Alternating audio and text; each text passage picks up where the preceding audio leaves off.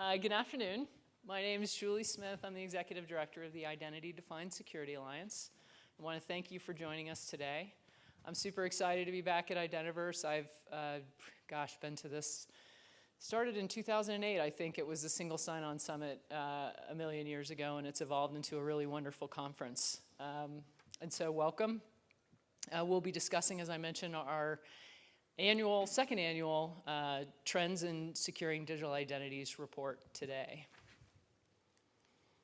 So I want to introduce you a little bit to the Identity-Defined Security Alliance, or IDSA. We're now in our fourth year, and the IDSA has been focused on educating security professionals about the importance of combining identity and security strategies and providing vendor-neutral education and resources to reduce the risk of an identity-related attack. Our membership is comprised of leading identity and security vendors, end-user contributors, and companies. We have a talented team of identity and security leaders, some of who are here today, who sit on our customer advisory board. They represent the practitioner community, provide guidance on our mission, and act as identity champions with their peers and in the security community. We're also honored to host Identity Management Day, the second of which was this past April, along with the National Cybersecurity Alliance. The Verizon Data Breach Report, published recently, reported that credentials are still the #1 path to a data breach. And our own research, published today, as I mentioned, on this topic, found that 84% of organizations experienced an identity-related breach in the last year. Identities continue to be the prime target for hackers and the easiest method of breaching an organization. The need to secure identities and the data and systems they are used to access is more important than ever. So in response to this challenge the organizations are facing, the Identity-Defined Security Alliance has developed a set of resources that are available at no cost on our website. As I mentioned, at idsalliance.org, you'll find a collection of research, white papers, webinars, and blogs. And if you're an ISC² member, all of our content and participation in the IDSA are eligible for ISC² CPE credits. In addition, the IDSA has also developed a framework that provides best practices for establishing a solid identity foundation. With this foundation, you can layer security technologies to protect data and assets through identity-defined security. So starting from the bottom up, we've published a number of best practices that cover IAM, people, processes, and technologies. While not required for identity-defined security, they are recommended to establish a solid foundation. Security outcomes and implementation approaches are the building blocks for achieving identity-defined security. They have been defined by our technical working group and bring together identity and security capabilities to improve an organization's security posture. Approaches are vendor-neutral architectural patterns for implementing the outcome, and there are usually multiple approaches to achieving an outcome. So we've published 19 security outcomes to date, and will continue to add to the library. You'll see a subset of these outcomes referenced in the research that our panelists will discuss today. I encourage you to check out the framework and our other resources at idsalliance.org. Just another plug. So today we will discuss our latest report, 2022 Trends in Securing Digital Identities, which, as I mentioned, was published today. You can find the full report on our website or stop by our booth, where we have handouts with the key findings of the report. And as you'll hear today, the results of this year's research report that identity-related breaches continue to plague organizations, disrupting operations and impacting the business. Investments are being made in identity-centric security outcomes, but the basics are still lacking, including those that could have prevented the highest profile attacks of 2021. So what trends emerged in the last year, and where are we headed? Enough of me. I want to turn it over to the panel now. I'll introduce Diane Hagglund, who is co-founder of Dimensional Research. She has worked with us on 5 of our research reports, with this one being the most latest. And she's going to lead the discussion today. Oops, sorry, forgot to do that part. All right, take it away, Diane. Perfect. Well, first of all, it is such a pleasure to be here with you all today, sharing with you this hot off the presses research, giving you guys the first glance at it. So to kick us off, let's go ahead, and I'm going to have you gentlemen introduce yourself. Carlos, you have the mic. Why don't you get started? Tell us who you are and why we're talking to you about this subject. Carlos Garcia. I work at Optum, part of United Health Group, and I'm in the Enterprise Clinical Technologies Group, and I have a long history going back to 1997 with United Healthcare, United Health Group, and so I've seen within our corporation as well as other engagements outside of the company, kind of the growth of identity from the early days of, Novell NDS administration. Richard Bird, usually referred to as the guy with the bow tie, for those that know. Don't have it today because it's been really hard to put it back on after COVID. But I spent 20 plus years in the corporate sector. I ran identity for organizations like JP Morgan Chase, Huntington National Bank, was a CISO and a CIO. I left the corporate fold about 5 or 6 years ago. And best part of my life is I've spent the last 6 years getting paid to do nothing but think about and talk about identity. So really, really happy to be on this panel. And I am Tom Sheffield, Senior Director of Cybersecurity at Target, and I lead our global identity access management program. I've been in the identity space for, I guess, most of the last 22 years, including the last 6 at Target. Excellent. Well, this is looking forward to this. So as Julie said, we just today released the findings from our report on trends in identities in 2022. The report is very detailed, and we go into 4 key areas, including the, just what's happening with identities and security, putting some numbers on it, looking at some breach data with 2022 related to identities, and looking at prevention from a technology angle, what's happening in terms of implementing technology, as well as some of those cultural issues. Now, all of this data is available, but what we're going to do today is drill into just a handful of key topics that I think will drive an interesting discussion about the data. So we won't go through every single one of those bullet points that we showed you here. Before we start looking at the data, let's talk about where this comes from. Dimensional Research conducted an online survey.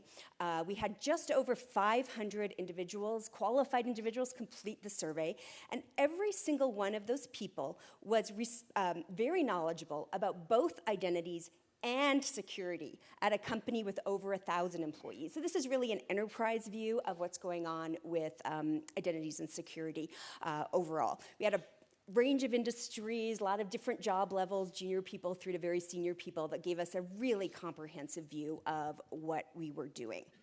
So now that we know where the data come from, let's take a look at a couple things. And we're going to start with what's going on with breaches. That's the first thing I think everyone wants to know. And the data definitely showed, as Julie gave a sneak peek on, that this is, there's a lot of them. 86% of people, as a researcher, I'm always going and looking at that very bottom line, it's not a different color on this one, and saying, who said no? Who said no, we hadn't had any identity breaches in the past year? Only 16%. So for those of you who can do the quick arithmetic, 86% had 84%, apparently I can't do the math in my head, had some kind of breach in the past year. Wide range of breaches, your stolen credentials, social engineered passwords, but probably unsurprisingly, that big bar at the top is phishing, was the cause of most of it. So what does that mean in terms of trending? We've actually been doing a survey like this with the IDSA. This is our 4th year doing it. And the first year we did it, we thought, let's do a 2-year look back and see what happens. And it was really interesting. We found 79% in the past 2 years. Then we repeated it, and since we'd asked the question 2 years back, we asked it again, got 79% again. And then this year, we're like, doing a 2-year look back on an annual survey is really a terrible idea, I think for obvious reasons. And so we bit the bullet and we changed the way we asked the question this year to make it a 1-year look back, and we did a couple other things with the flow. So we don't have what you would really want as a researcher to have apples to apples data in terms of the change in the number of breaches.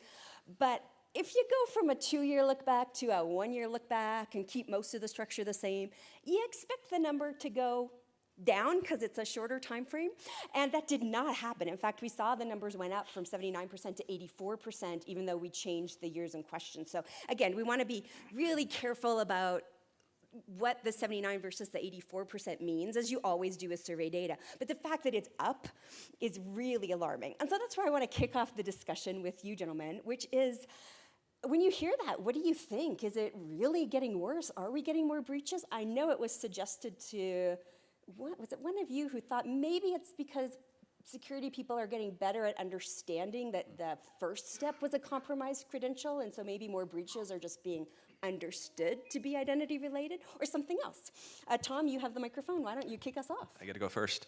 I think if you look back to the last 2 years, through the time of the pandemic, we've all gone through, major structural changes, right? We've all accelerated digital transformation plans, sped them up, or started things that maybe weren't even in the plan. And so that creates a lot of opportunities. You also look at the threat landscape as you think about, all the threat actors getting together, so all the as a service, you start seeing threat actors pull resources together, focus on a specific specialty, and then provide a access or entry point to the next vendor who does their magic, and then so on and so forth down the chain. So I think it's just a matter of, we've all gone through a significant amount of stress in the last 2 years, and it's really just borne itself out. I think I saw a statistic the other day, the Identity Threat Research Center said that there was an 84% in the number of breaches in 2021. So the data bears it out as well, industry-wide. My perspective probably goes back to 09, 08, I think is when I started to focus entirely on identity in the enterprise world. And my response to these numbers is different year, same stuff. And I think it's really unfortunate because like you said, the information that is shared in this survey is confirming information from other sources, not just those sources in this year, but those sources over the last decade. Verizon DBIR, IBM cost of a breach, Gartner breach reports, this survey result, all of them consistently 70 to 80% of breaches and exploits over 10 years. And I'm going to say this knowing that there's a lot of identity practitioners. I do not put this on you. I wonder if you can flip the slide back to the causes. So take a look at this slide and take a look at everything that was a attack surface or an exploit capability that was exercised. Is there any one of these on here that doesn't have a technology or process solution for it? There's not one. Like we actually, I've said this multiple times, the workforce use case in particular is completely solved for.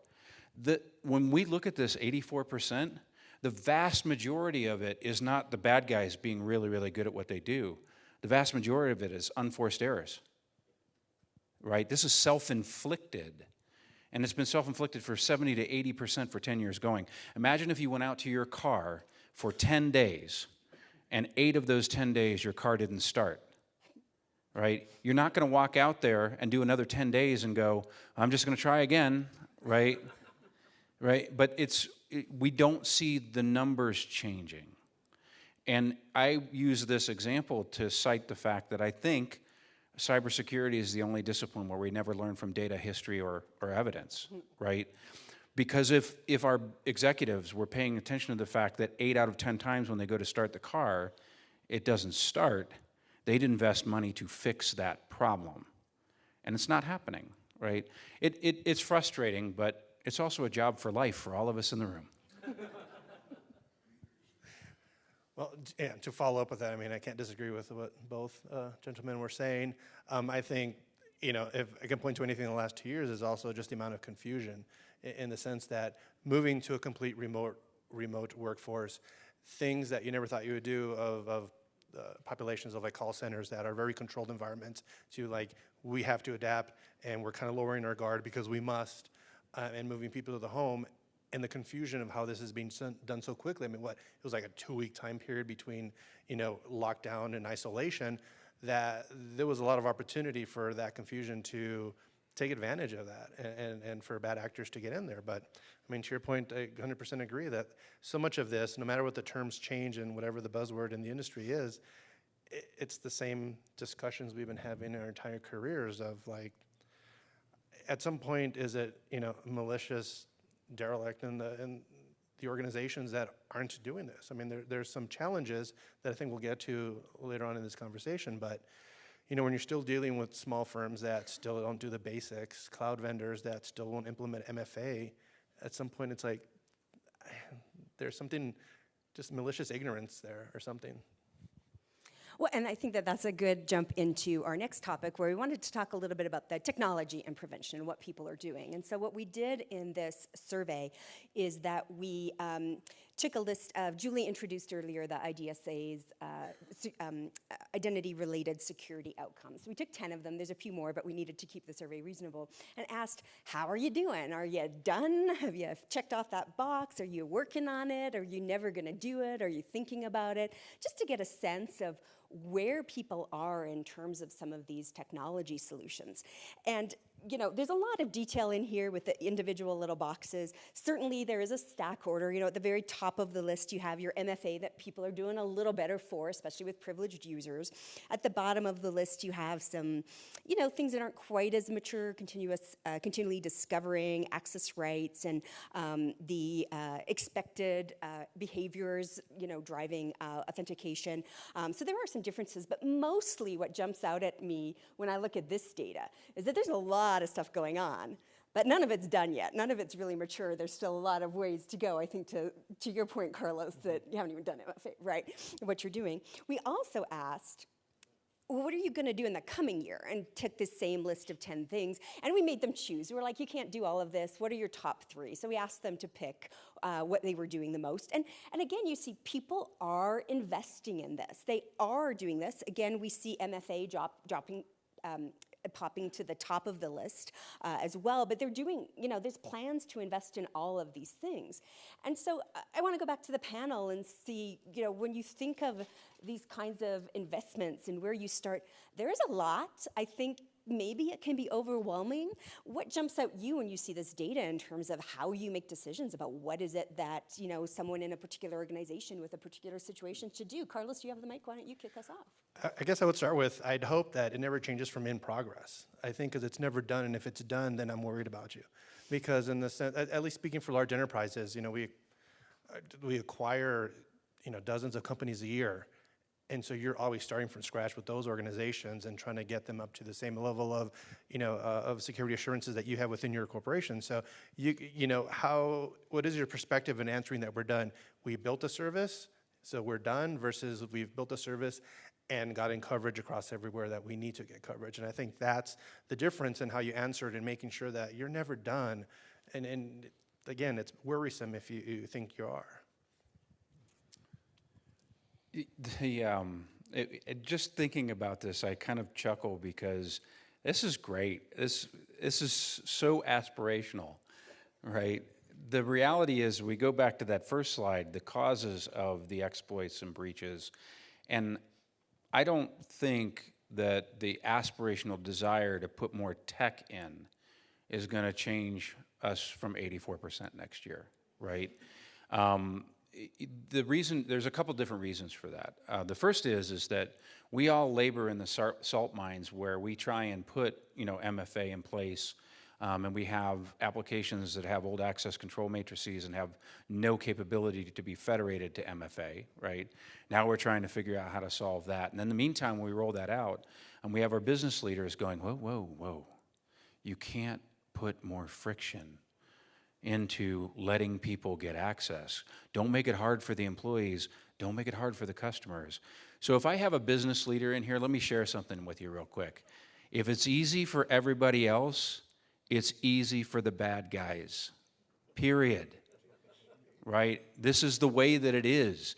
If you make customer access super easy, you make account takeover and fraudulent account creation super easy, right? That's not a tech issue, right? That's a desire to have easy, right? This ain't an easy world. And I think, unfortunately, and we've had a lot of conversations about this the last few days, the identity profession, we don't talk about identity with security language. We talk about rights, entitlements, privileges, roles, profiles. We don't talk about attack surfaces. We don't talk about human attack vectors. We don't talk about security. But we go out and buy a bunch of widgets, and we say our identity program has MFA, our identity program has privileged access management. And in the meantime, the people that we're working with, both in cybersecurity and the business suites, are like, so what? You guys just give people access to things. How hard can it be? Right? This is nice to see this desire. I know that every one of you in this room is going to be fighting for budget to do this, and your business is going to make decisions to put that money elsewhere. And 10% of this aspirational list right here will get actually implemented because, I'll go back to what Carlos says, we see the same pattern year over year. Right? I'm not here to give you all bad news, but I'm also here to at least validate that you're not the only one in the room that goes through these challenges in your own organizations. Everybody sitting here is going through these same problems of plan this, but we're not going to fund you and we're going to starve you, and you just need to do more with less and then make it easy for our users and our customers. Yeah, and if we use Richard's example that 10% of this, pick the number you want, but if we just say, for example, 10% of this is going to get done, how do you know the right 10%? To focus on, right? That's the other challenge. And I think that ultimately comes down to you understanding your business first. How does your business work? Understand your threat landscape, understand the risks, and then do your prioritization based on that. Because otherwise you're going to do some really cool things, but you're probably not going to move the needle enough to make that 84% go down next year. Great, thank you. Thanks, everyone. This is I'm learning so much, even having done this research from this conversation. I want to jump actually and make sure that we have some time to talk about this, because Richard, you've been talking about this, kind of all the other stuff that's going on besides technology, and I'm going to start with you on this question. And it was one thing we wanted to dive into in this year's survey, is what's happening in terms of culture. Now, this is something that's very difficult to do in a blunt instrument like a survey, because culture is nuanced and subtle. And so we were like, how can we ask a question that maybe gives us an insight? So one of the ones we came up with was this one. What is the highest level of person, what's the title of the person in your organization that talks to employees about the importance of securing passwords? Just as kind of a proxy for does leadership care about this at all? And we found it was sort of interesting because 71% did say that there was someone at an executive level, whether technology often. 20% of those were actually business leaders, presidents, CEOs, sometimes even board members for a few situations who talk about this. And so this in and of itself was sort of interesting as sort of a guideline for how much people care. But what got really, as a researcher, you start digging in the data, and what was fascinating was the correlations, and I'm sure everyone in the room is thinking, yeah, but correlation is not causation. You're absolutely correct, very important thing to remember. But lots of correlations gives you a picture of what's going on. And we certainly saw correlations, like when the business leadership is the one who talks about the importance of securing passwords, you saw that also those were the companies that were really great at disabling access really quickly when an employee left. You saw a lot of other things, and this one in particular, which was my personal favorite, which is why it's in the slide, I'm the researcher, I get to share the data that I like, is the connection between top business executives who talk about the importance of password security and these individuals, these IT and security and identity professionals actually change their behavior. And these are the guys like you guys in this room, right? You know this stuff. You know how important it is. But even for those people, it's different if the IT team is running around doing training and saying, watch your password, and your CEO walking in that room and saying, this is important. I expect every single one of you to step up and do what you were taught in your training, which, by the way, almost everyone is doing. That was another thing in the research, and figure it out. So this is, I'm just curious as you're seeing this, and again, this is very, blunt kind of thing to sort of look at, but to me it's very telling about how important this is. And I'm wondering what your reactions are when you talk to this, and what you think. Like, does your leadership have a role in securing this, or is this a technology problem? So, Richard, I know you have thoughts. Well, I'll kind of default back to my response to this is very pragmatic from my old operating days. I had a CEO who shall not be named for the world's largest bank. So there you go. Who called me one day, and this is back in the days when personal social media was pretty much blacklisted in most companies, right? We weren't allowing people to goof off on eBay and Facebook, and I don't know how it works today because we're all remote. But I get this phone call, and it's the CEO. It's one of only 4 times that I ever talked to him.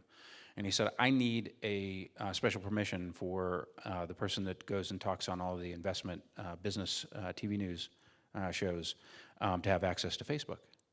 And I said, no.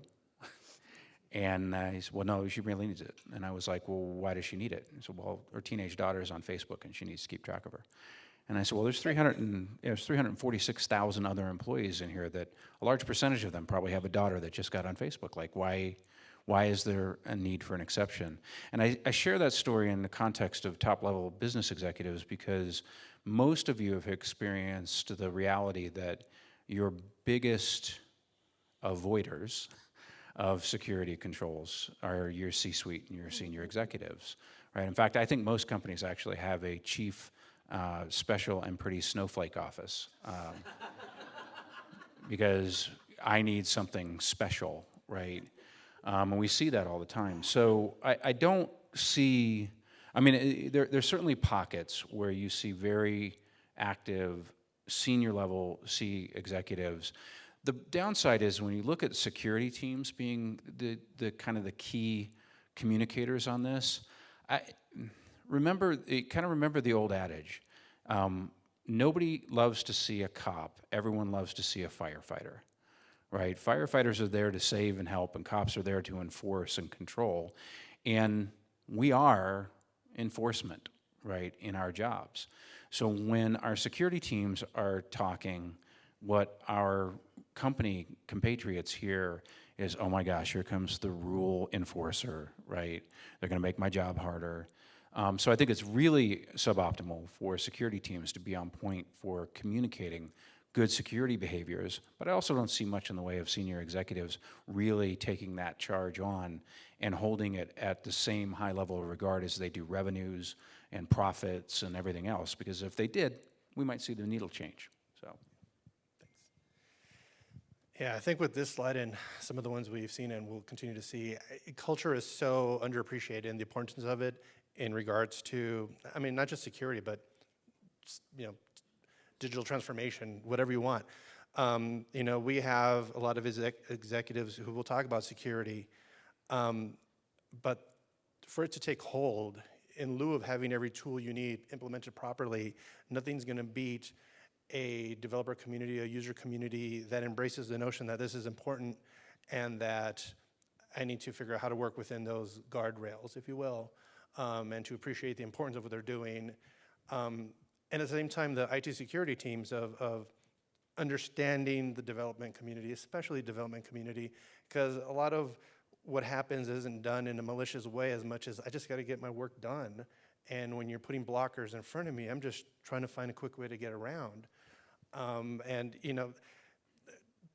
It just reminds me so much like, 10 years ago of the mindset of IT where I didn't do privileged access. I was doing different parts of IAM with the notion of like, okay, we need to manage privileged accounts. And, it's like, okay, the best way to do it is to do integrated with your database so it's all done, you don't see anything. And then you're like, okay, that's great, but it says you're going to take 3 years to do that. In the meantime, I need some sort of vault to put it in. No, we can't have a password manager. It's not allowed. Like, so what you're saying is I need to put them in spreadsheets? And like, they don't want to answer. Like, for a month, they wouldn't answer, and I kept like in email making them say, yes, you have to do that. But nobody wants to say that. And so that goes back to that same culture mindset that as security individuals, we really got to do like, I'm doing this for you as a developer so you could do your job quicker, faster, safer, and better. I'm doing this for you. And not be like the mindset of like, I like being the cop and I like saying no.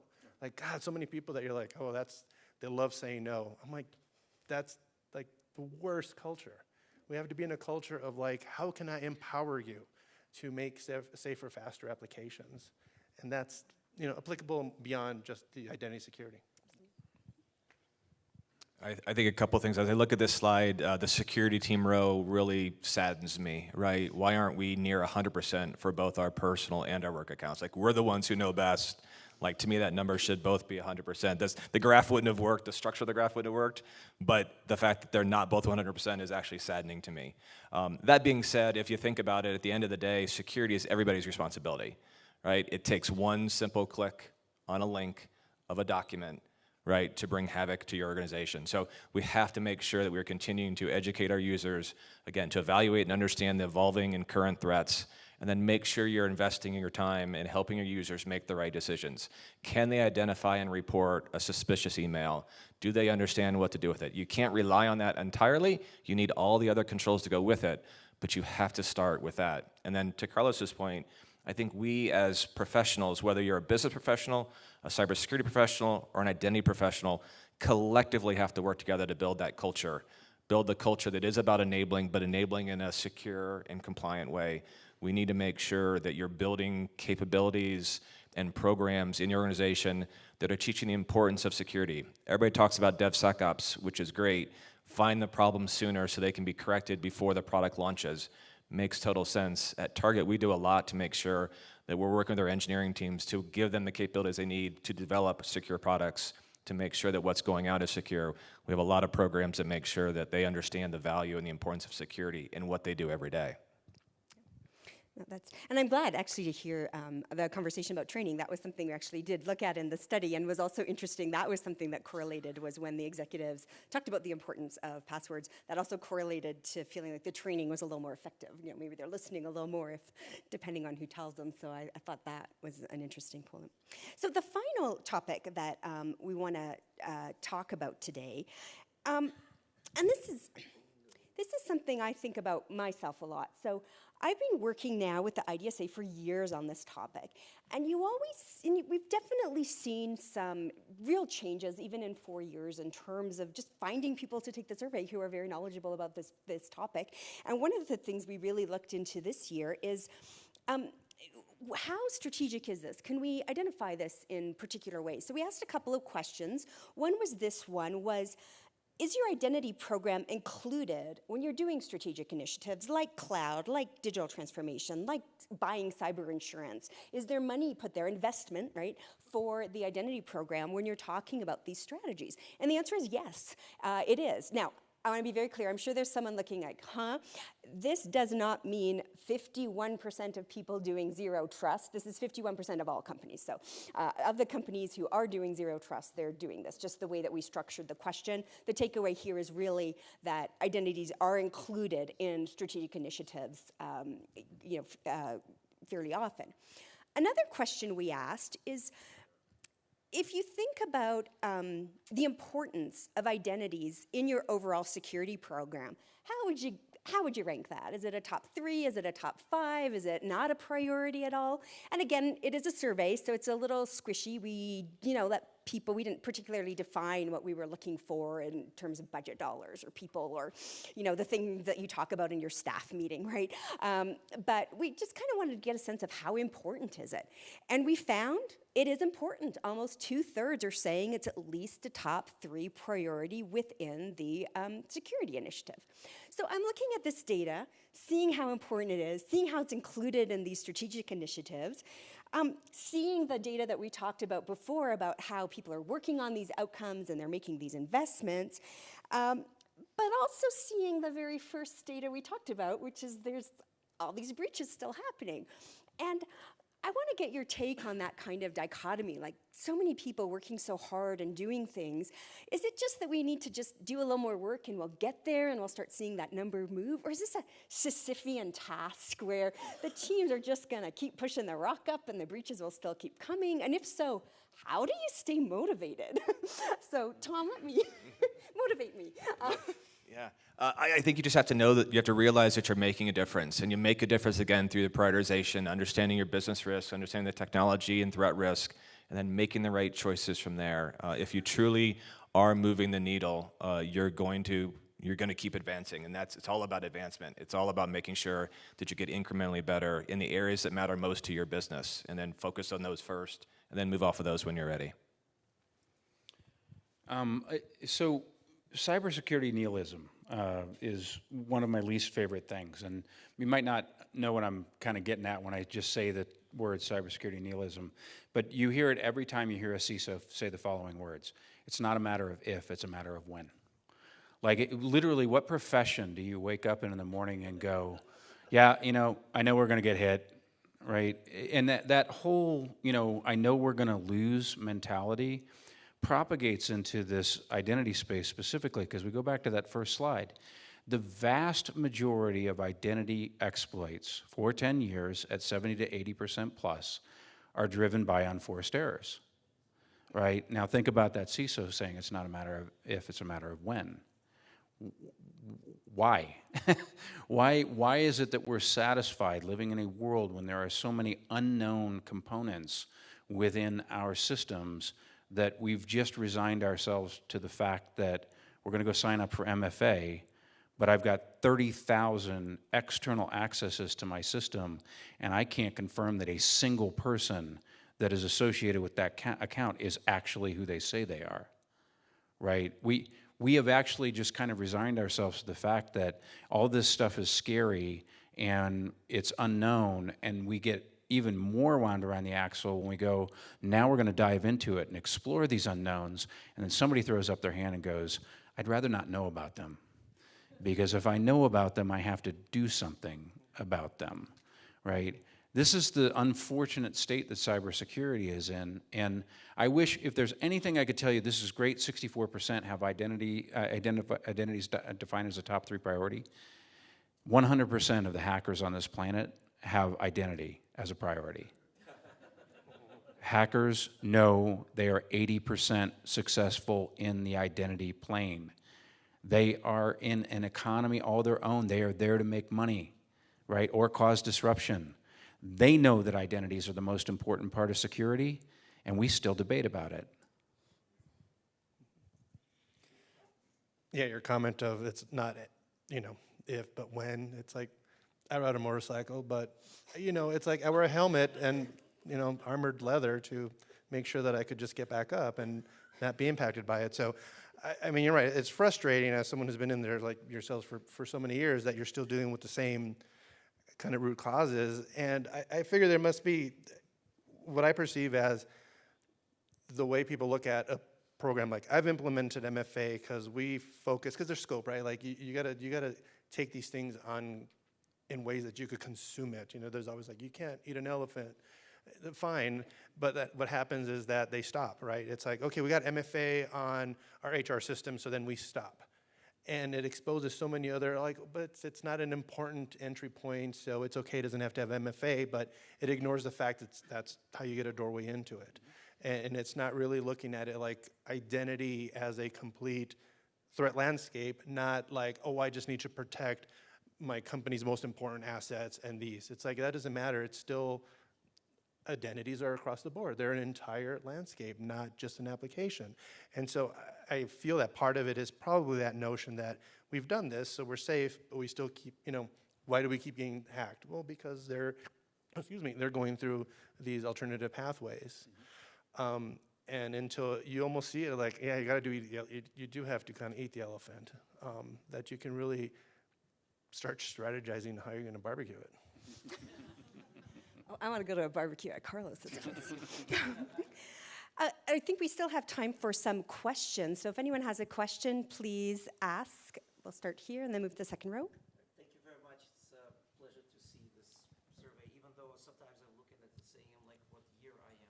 With security and looking at passwords, really strong passwords. I don't want to even go with that discussion because that's beyond the point. The thing is, what I would like to ask the panelists, and I think I feel it that way, is as a kind of a human factor person, a person believing in cybersecurity culture, or it's better to say culture, which includes cybersecurity. Question to the panelists is this: as I was saying, what is the hardest for all of us to figure this out is to look at this problem from the eyes of non-security and non-identity related people. Because they look at us in a lot of cases, not as you correctly said, as people who do not allow them to do the job. And the security and our job is to explain. And I think what we really suck at is explaining. And also what we're really not good at is building guardrails, not telling them, you just go that way. I am big time of a people-centric security. You know, Ant Allen and other people you're kind of familiar with, kind of pushing that. What do you think about it? Yeah, no, I think culture is a lot of it. I think there's competing priorities in the sense that your executives could say security is important. You know, down at the technical level, we're like, yeah, it's important. You try to message it. But at some point, I think one of the elements is kind of like that middle management, that business of, I don't want change. Like, change is disruptive to the business. Change costs money. And what is the value? Well, it's extra security. You know, it's better for the brand protection. And I think the true cost of that is what's still not fully impactful. Like, it's a risk. They're saying, yeah, but it's going to cost me X, and it's going to cost friction, it's going to cost disruption, versus I'm going to take a gamble, nothing's going to happen, and I'll recover from the brand, you know, because I got hacked. It happens so much that it'll be blown over in a week, and I'll recover. And so I think there's something going on there that makes things a little difficult, and the messaging of the importance of it. Because, I mean, again, 20 years of messaging, at some point it sinks in. At some point it's this like, yeah, we get it, the cost isn't high enough. A little bit of a disagreement, Carlos, just because I think we've done 20 years of messaging and we've been sharing the wrong message, right? How many of you have teenagers? Okay, cool. Prom night. For the week, hang on, prom night, the week before prom, usually some organization sets up a wrecked car, right, out in front of the school, right? Right, don't drink and drive, this, that, you know, 6 kids got decapitated, like all this stuff. We terrify the hell out of our kids, right, to teach them, right? And we think about messaging. I've never seen a cybersecurity awareness training that actually told people what the serious and nasty bad outcomes are based on their behavior. And the reason why this is important is humans intuitively understand security and safety. Those of you that ascribe to the Maslow's hierarchy of needs, security and safety are right there, right there. If you share consequences and real outcomes with your users and help them understand, they will be scared and their behaviors will change.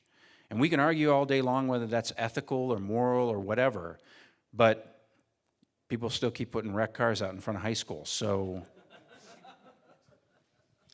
I can't top that.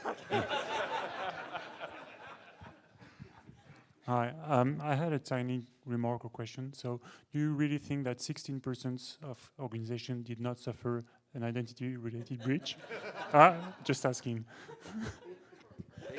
They just didn't know they got hacked. We already covered that. There are a lot of questions there. I think last question, Julie. I guess I gotta have a question for you. You say it's not a matter of if, it's a matter of when. What would you say if you was the CISO? Well, having been a CISO, and I shared this message with the staff every time I walked into the office and every time I had meetings. And I said, we're here to win, right? I mean, and I know it's a really odd mindset in cybersecurity because it starts to introduce this notion of we're in warfare, which we are, right? It's gamifying, right? It's giving people kind of this, moral boost that we are on the side of right, and we are going to do everything that we can to be successful, right? Which really propagates into, it makes you intellectually curious to go dig into where your real risks are, right? You're not just trying to keep the lights on and the blinky, panels going and making sure everything's okay. You're actually going, okay, we're gonna win, where am I gonna get hit next? And the way that I'll just phrase this is for every CISO that has told me it's not a matter of if, it's a matter of when. I have never had a single CISO that's ever told me, and having been a CISO, I've never said it, I've never had a single one say, I was hacked exactly the way I thought I was gonna be, right? So you have to be intellectually curious and you have to wanna win. Tom, I've heard you say that same thing too in our discussion. Did you want to add the if-when question? No, I was just going to say, I think, again, being in healthcare and healthcare in the United States, the way it works, and similar in the challenges in security, you have to be an optimist. In the same way in what I work in, the joy of working actually in genomics and seeing that you have to be an optimist and thinking with the mindset that I can make change happen.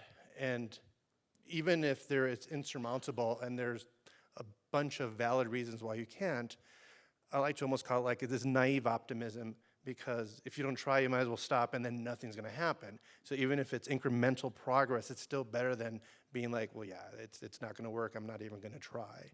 And so as dumb as it might be, I mean, a lot of my motto has been this naive optimism of like, whether it's in healthcare, we have to change healthcare the way it's in this country.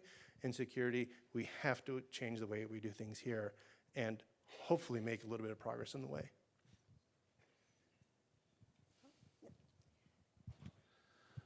I don't want to be a nihilist, so I'm going to ask a more positive question. What is it, because I fully believe in the crashed cars outside the school is a valid way of helping people understand. But there's a flip side to it. Some people really want to celebrate the wins. What are some encouraging things in the trends that you're seeing that you can say, these are wins, let's keep doing this. If we keep pushing, we're actually making that difference that you guys have been talking about? Excellent question. And by the way, we don't do the crash car thing where I come from. Does everyone here? Yeah, I think there's a couple ways to answer it. I think number one, look at it from a technology perspective, right? You think about the technologies coming out today, mostly standards-based. So they're designing for interoperability, they're designing for flexibility, they're designing to work together. So the vendors are actually, I think, working together a lot better now. And so you're seeing better adopted solutions that when done well, and that's the key, when done well, you can string them together and deliver a lot of value out of them. One of the very first slides I ever created when I moved into information security, first half of my career was in IT operations. When I moved into information security, the very first slide I made, because I was an IT ops guy who was all focused on transactional costs and unit costs, right? Very first slide that I made was faster, cheaper, safer.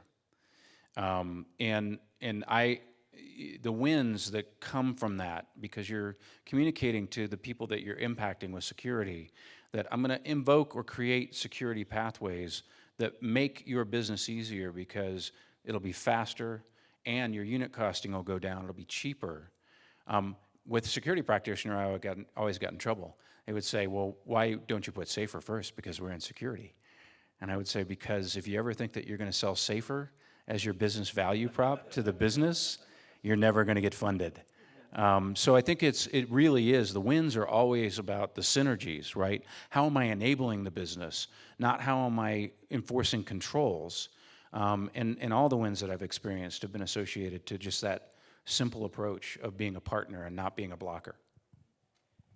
Yeah, no, I only add to that, like actually Tom's session from earlier, it's, if you want to see something about optimism, it's like his session and the metrics of being able to, from that wins from your team, of being able to show the data of like, we're making a difference in this organization, look at what's happening. I think that was very optimistic in my point of view. It was very enjoyable.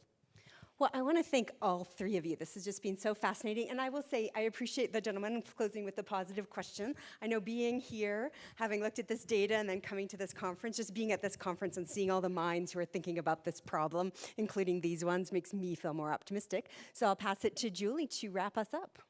Yeah, I just want to thank everybody for coming today. I want to thank Diane for all the effort she put into our 5th research report. This one was maybe a little more painful than some of the other ones, but really appreciate your efforts, and I want to thank Tom, Richard, and Carlos for being a part of the organization. And if you all are interested in finding out more, hit the website or stop by our booth over in the expo. We're kind of right by the theaters. More than happy to chat with you, and have a great rest of Identiverse.